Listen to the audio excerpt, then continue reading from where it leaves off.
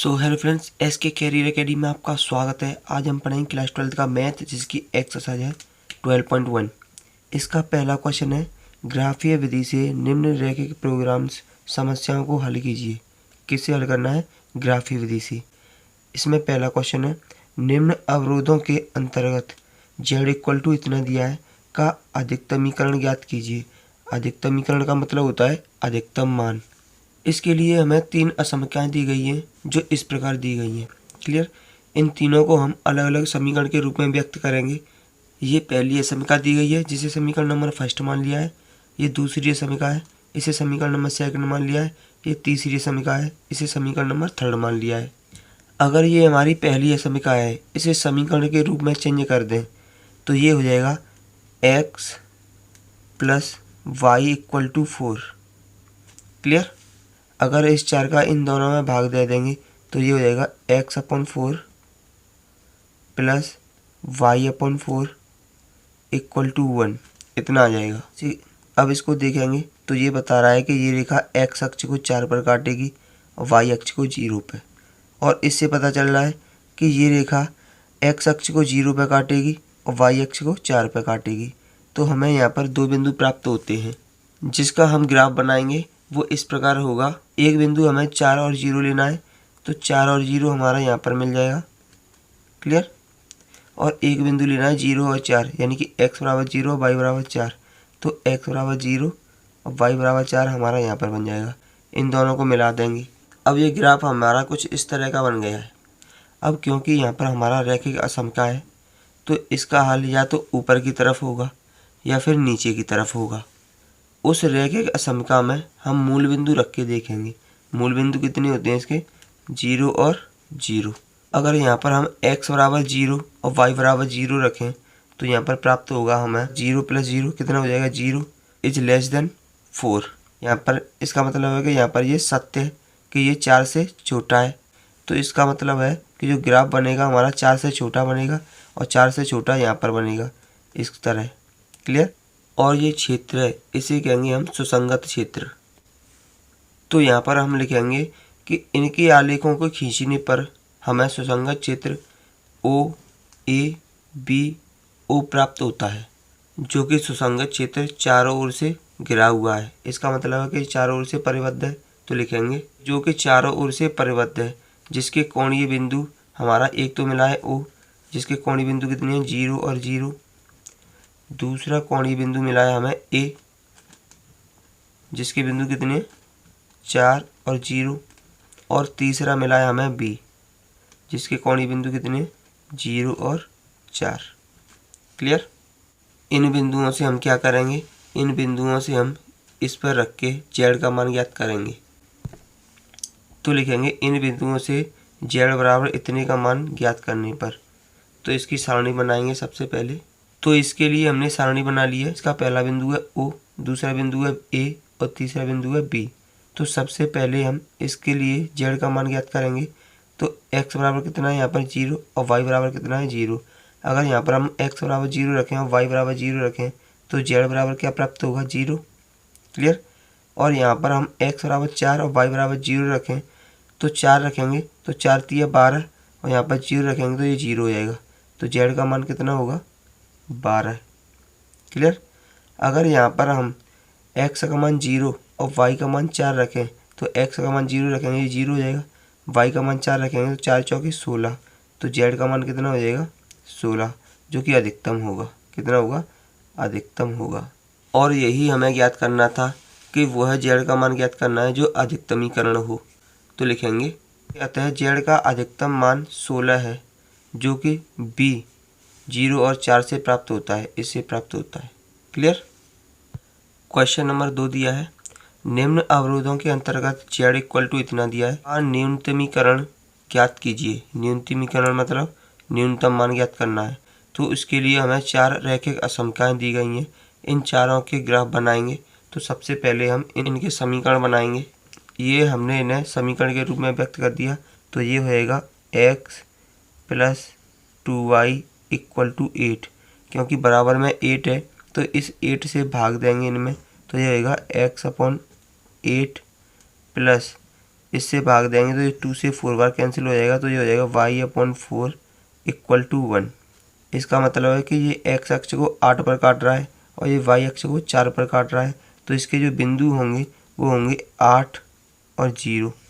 इसके बिंदु होंगे 0 और 4। क्लियर। अब इसका आलेख बनाएंगे, तो आइए देखते हैं किस प्रकार बनेगा। तो यहाँ से हमें 8 और 0 और 0 और 4 पर बिंदु मिल गए हैं, इनसे हमें एक रेखा प्राप्त हो गई। अब देखेंगे कि इसका हल नीचे की तरफ बनेगा या फिर ऊपर की तरफ बनेगा। तो यहाँ पर अगर हम मूल बिंदु रखेंगे तो यहाँ पर 0 रखेंगे तो 0 होगा, यहाँ पर 0 रखेंगे तो 0 होगा, यानी कि 0 लेस देन 8, यानी कि ये 8 से छोटा है तो सत्य है। इसका मतलब क्या है कि इसका हल बनेगा वो नीचे की तरफ बनेगा।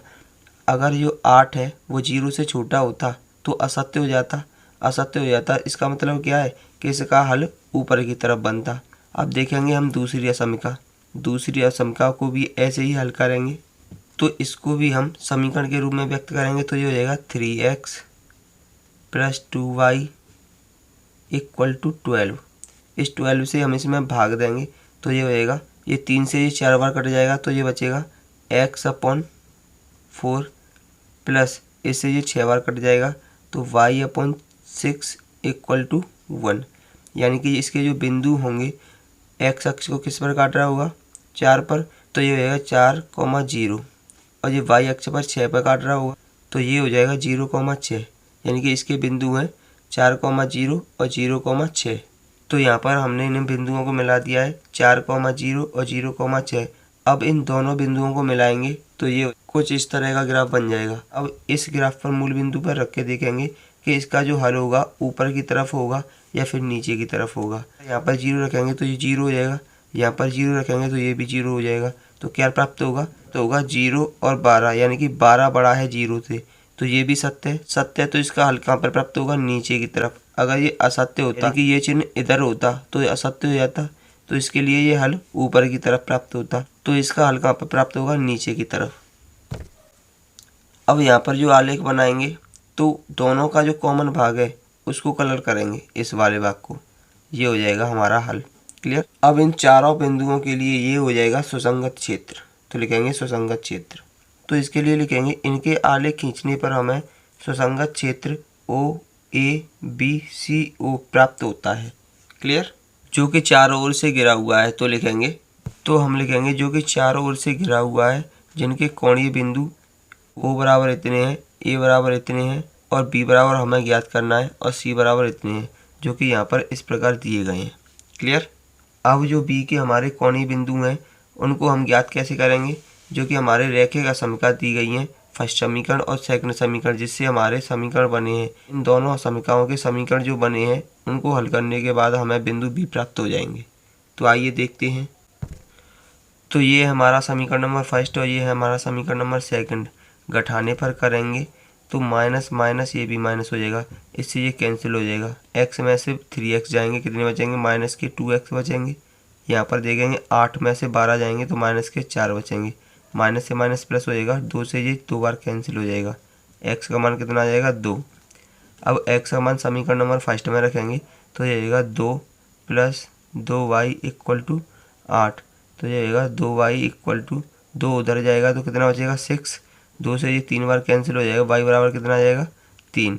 यानी कि x का मान आ गया हमारा 2 और y का मान कितना आ गया, 3। तो हमारे जो बिंदु होंगे वो होंगे 2 और 3। क्लियर। तो अब हम z का न्यूनतम मान ज्ञात करेंगे। उसके लिए हम सारणी बनाएंगे जो इस प्रकार दी गई है। क्लियर। तो सबसे पहले हम x और y के मान 0 0 रखेंगे, तो यहाँ पर 0 रखेंगे तो 0 प्राप्त होगा, यहाँ पर 0 रखेंगे तो 0 प्राप्त होगा। तो z का मान कितना हो जाएगा, 0। अगर हम x का मान 4 रखें और y का मान 0 रखें, तो y का मान 0 रखेंगे तो ये पूरा 0, x का मान 4 रखेंगे तो 4 3 12, यानी कि z का मान कितना आ जाएगा, माइनस के 12। क्लियर। अगर x का मान 2 रखेंगे तो ये कितना हो जाएगा, 3 दूनी 6 माइनस के 6। अगर x का मान कितना रखेंगे, 3 रखेंगे तो ये प्लस के 12 हो जाएंगे। तो z का मान कितना हो जाएगा, z का मान प्राप्त होगा हमें 6। अगर x का मान 0 रखें तो ये पूरा 0 हो जाएगा, y का मान 4 रखें तो 4 चौके 16, तो z का मान कितना हो जाएगा, 16 प्राप्त होगा। अब क्योंकि हमें क्या ज्ञात करना है, हमें ज्ञात करना है यहाँ पर न्यूनतम मान, तो न्यूनतम मान कौन सा होगा, सबसे छोटा मान, यानी कि सबसे छोटा मान कौन सा है यहाँ पर, बिंदु ए पर -12 प्राप्त होता है। तो लिखेंगे यहाँ पर, लिखेंगे अतः z का न्यूनतम मान -12 प्राप्त होता है, जो बिंदु कितना है ए, जो बिंदु ए 4 और 0 पर प्राप्त होता है। क्लियर। अगला क्वेश्चन है क्वेश्चन नंबर 3, निम्न अवरोधों के अंतर्गत z का मान इतना दिया है का अधिकतमीकरण ज्ञात कीजिए। क्या ज्ञात करना है, अधिकतमीकरण। ये हमारे पास 4 असमीकरण दी गई हैं, तो सबसे पहले इनको हम समीकरण के रूप में व्यक्त करेंगे। तो ये दिया है हमारा समीकरण नंबर 1, 2, 3, 4। तो इसके लिए हमें ये रेखा समीकरण दी गई हैं, इनका ग्राफ बनाने के लिए हम क्या करेंगे, इनको समीकरण के रूप में व्यक्त करेंगे। तो सबसे पहले हम पहली असमीकरण को समीकरण के रूप में व्यक्त करेंगे। तो ये हो जाएगा 3x + 5y = 15।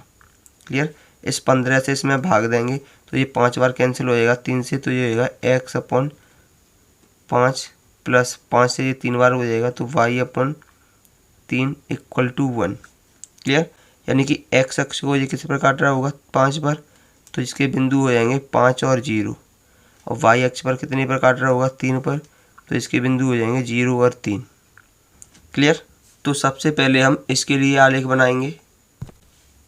इसका जो आलेख बनेगा कुछ इस तरह का बनेगा, 5 और 0 और 0 और 3 पर।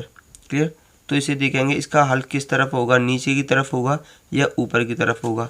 तो यहाँ पर अगर हम x = 0 और y = 0 रखें तो ये प्राप्त होता है 0 छोटा है 15 से, और ये बात बिल्कुल सही है। अब सही है इसलिए इसका हल होगा वो नीचे की तरफ होगा, अगर वो बात गलत होती तो उसका हल ऊपर की तरफ होता। क्लियर। अब दूसरी समीकरण के लिए देखेंगे तो ये हो जाएगा 5x + 2y = 10। 10 से इसमें भाग देंगे तो ये 5 से 2 बार चला जाएगा, तो x/2 + y/5, क्योंकि ये 2 से 5 बार चला जाएगा, = 1। और इसके बिंदु हमें प्राप्त होंगे 2 और 0, क्योंकि ये x अक्ष को 2 बार काट रहा है और ये y अक्ष को 5 बार काट रहा है, तो 0 और 5। क्लियर।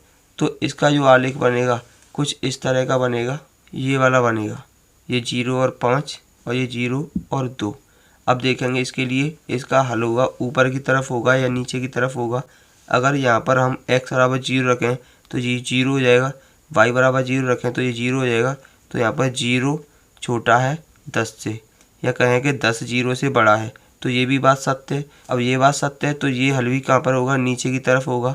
और इनका जो कॉमन होगा इसको हम कलर कर देंगे, इनका ये कॉमन भाग है इसको हम कलर कर देंगे नीचे की तरफ। क्लियर। तो ये क्या हो गया हमारा सुसंगत क्षेत्र। तो इसके लिए लिखेंगे हम, इसका आलेख खींचने पर हमें सुसंगत क्षेत्र प्राप्त होता है, जो कौन सा है, OABCO। तो लिखेंगे OABCO है, जो चारों ओर से घिरा हुआ है, जिसके कोणीय बिंदु O कहाँ पर है, मूल बिंदु पर, यानी कि 0 और 0। A पर कौन से हैं, 2 और 0, तो लिखेंगे 2 और 0। B पर हमें ज्ञात करने हैं, B पर क्या करना है, हमें ज्ञात करने हैं। और C के कितने हैं, C के हैं 0 और 3, तो लिखेंगे 0 और 3 हैं। क्लियर। अब देखेंगे कि B के कोणीय बिंदु किस प्रकार ज्ञात करेंगे। तो जो हमारे असमीकरण हैं फर्स्ट और सेकंड, इन दोनों को हल करके B के बिंदु प्राप्त हो जाएंगे। क्लियर। ये है समीकरण हमारी पहली और ये है समीकरण हमारी दूसरी। इसे मान लें समीकरण फर्स्ट, इसे मान लें समीकरण सेकंड। अगर समीकरण नंबर फर्स्ट में 5 से और समीकरण नंबर सेकंड में हम 3 से मल्टीप्लाई कर दें तो हमें समीकरण प्राप्त होगा 15x 25y = 75। क्लियर। अगर 3 का इस समीकरण नंबर सेकंड में मल्टीप्लाई कर दें तो ये होगा 15x + 3 दूनी 6y = 30। घटाने पर ये माइनस हो जाएंगे, इससे ये कैंसिल हो जाएगा, तो 25 में से 6 गई तो कितने बचेंगे, 19y = 75 में से अगर 30 गए तो ये बचेंगे 45। तो यहाँ पर हमें y का जो मान प्राप्त होगा वो होगा 45/19। क्लियर। अब y का मान हम समीकरण नंबर फर्स्ट में रखेंगे तो ये हो जाएगा 3x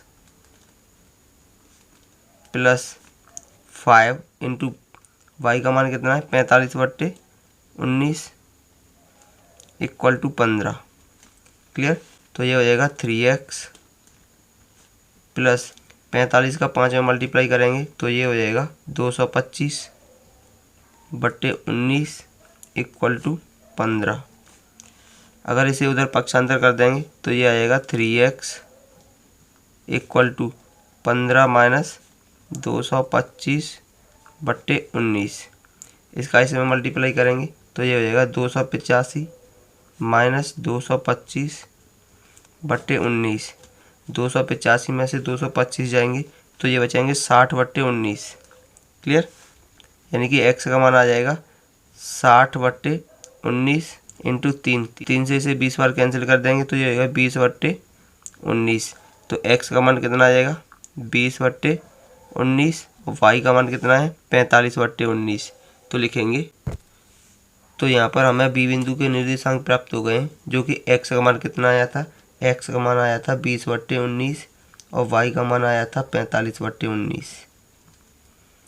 अब इन कोणीय बिंदु को हम यहाँ पर रखेंगे तो ये हो जाएगा 20/19 और y का मान कितना है 45/19। अब हमें सभी के सभी कोणीय बिंदु प्राप्त हो गए। अब इन कोणीय बिंदु की सहायता से यहाँ पर z का अधिकतम मान ज्ञात करना है।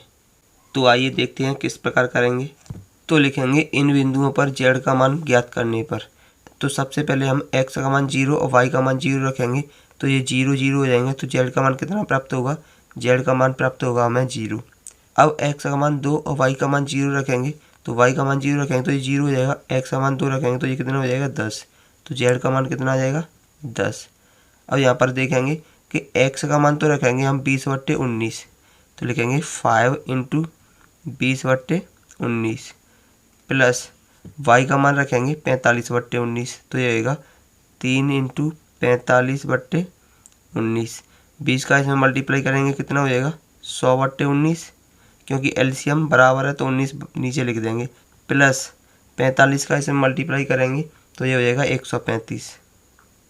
इन दोनों को जोड़ देंगे तो ये होगा 235/19। तो कितना आ जाएगा, z का मान आ जाएगा 235/19। अगर हम यहाँ पर x का मान 0 और y का मान 3 रखें, x का मान 0 रखेंगे तो ये पूरा 0, y का मान 3 रखेंगे तो 9। तो z का मान कितना प्राप्त होगा, 9 प्राप्त होगा। हमें ज्ञात करना है अधिकतम मान। तो अधिकतम मान हमारा ये है, अधिकतम मान। अब अधिकतम मान देखेंगे किस बिंदु पर प्राप्त हो रहा है, बी बिंदु पर। तो लिखेंगे अतः z का अधिकतम मान 245/19 है, जो कि बिंदु बी पर प्राप्त होता है।